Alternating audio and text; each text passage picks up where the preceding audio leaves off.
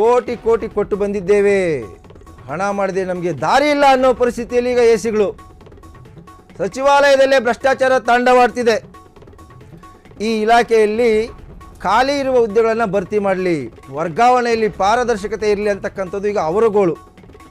Counselling ಮೂಲಕ ವರ್ಗಾವಣೆ ವ್ಯವಸ್ಥೆ ತರಲಿ, ಆಗ ಸಹಜವಾಗಿ ಪೋಸ್ಟಿಂಗ್ ಬಿಡ್ಡಿಂಗ್ ನಿಲ್ಲುತ್ತೆ. ಕರಪ್ಷನ್ ಮಾಡಿಸೋದು ಇವರೇ, ಚಾಟಿ ಬೀಸೋದು ಇವರೇ.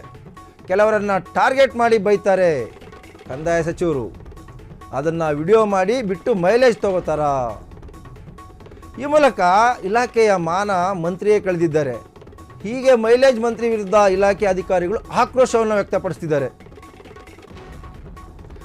ಅಂದರೆ ಸಚಿವಾಲಯದಲ್ಲೇ ಕೋಟಿ ಕೋಟಿ ಲಂಚಾವತಾರ ನಡೀತದೆ. ಕೋಟಿ ಕೋಟಿ ಕೊಟ್ಟು ಬಂದಿದ್ದೇವೆ, ಹಣ ಮಾಡಿದೆ, ನಮಗೆ ದಾರಿ ಇಲ್ಲ. ಅಂದರೆ ನಾವು ದುಡ್ಡು ಕೊಟ್ಟು ಬಂದಿದ್ದೇವೆ, ಸಚಿವಾಲಯದಲ್ಲೇ ಭ್ರಷ್ಟಾಚಾರ ತಾಂಡವಾಡ್ತಿದೆ, ನಾವು ಹಣ ಮಾಡಬೇಕು ಅಂತಕ್ಕಂಥ ಪರಿಸ್ಥಿತಿಗೆ. ಅಂದರೆ ಇದೊಂದು ರೀತಿ ರಾಜಾರೋಷವಾಗಿ ಭ್ರಷ್ಟಾಚಾರವನ್ನು ಮಾಡಿಕೊಂಡು ಜೀವನ ಮಾಡ್ತಾ ಇರ್ತಕ್ಕಂಥ ಅಧಿಕಾರಿಗಳು, ಅದಕ್ಕೆ ಸಾಥ್ ಕೊಡ್ತಕ್ಕಂಥ ಒಂದಷ್ಟು ಜನ ಸರ್ಕಾರದ ಸಚಿವರು ಕೂಡ. ಈಗ ಅವರ ಆರೋಪ ಏನಪ್ಪ ಅಂದರೆ, ನಾವು ಕೋಟಿ ಕೋಟಿ ಕೊಟ್ಬಿಟ್ಟು ಈ ಪೋಸ್ಟಿಂಗ್ ಬಂದಿದ್ದೀವಿ. ಬೆಂಗಳೂರು, ಅದರಲ್ಲೂ ಕೂಡ ಬೆಂಗಳೂರು ಉತ್ತರ ಮತ್ತು ದಕ್ಷಿಣ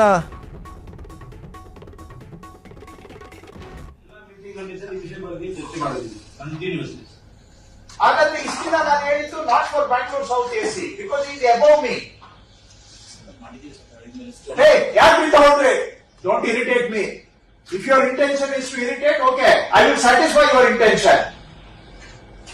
66% ವಿತೌಟ್ ಜುರಿಸ್ಡಿಕ್ಷನ್ ಯಾಕೆ ತಗೊಂಡಿದ್ದೀರಿ? ಎಷ್ಟು ತಗೊಂಡಿದ್ದೀರಿ? ಅವತ್ರ ಕೇಸ್ ಅಡ್ಮಿಟ್ ಮಾಡ್ಕೊಳ್ಳಕ್ಕೆ ಎಷ್ಟು? ಏನ್ರಿ ನಿಮ್ದು understanding?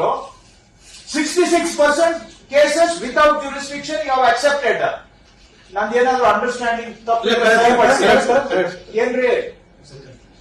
Please correct me. I don't know how you are making the wrong statement. ನಾವು ನಿನ್ನೆ 2 ತಾಸು ಕೂತ್ಕೊಂಡು ಚರ್ಚೆ ಮಾಡಿದ ವಿಷಯ ಬಗ್ಗೆ ಸರ್.